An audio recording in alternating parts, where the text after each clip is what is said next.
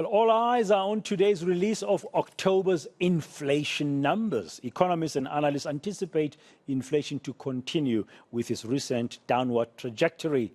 Currently, inflation stands at its lowest level since March 2021. Joining us now live to give a preview of the CPI is KPMG's lead economist, Frank Blackmore. Frank, good morning to you. Thank you for joining us on this South African morning. We've seen inflation cooling for 4 consecutive months. What's your expectation for October?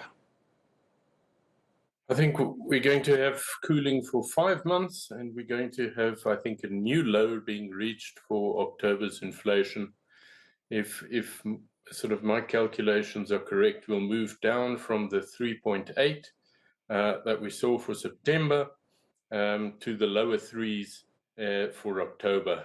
3.1, 3.2, 3.3, around that type of level. And therefore that bodes well for the monetary policy meetings and would probably mean another 25 basis point reduction later this month. Only 25?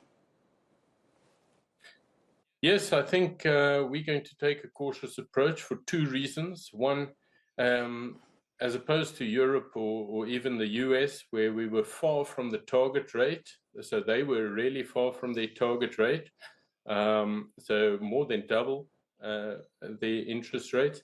South Africa wasn't that far from our target rate. We would probably, our sustainable level is around 7%, and we ended up at a peak of 8.25, and therefore we don't have that much room to play with in terms of reduction. So I think what the bank will do will conservatively reduce by 25 basis point increments now, probably in January again, and then March next year as well.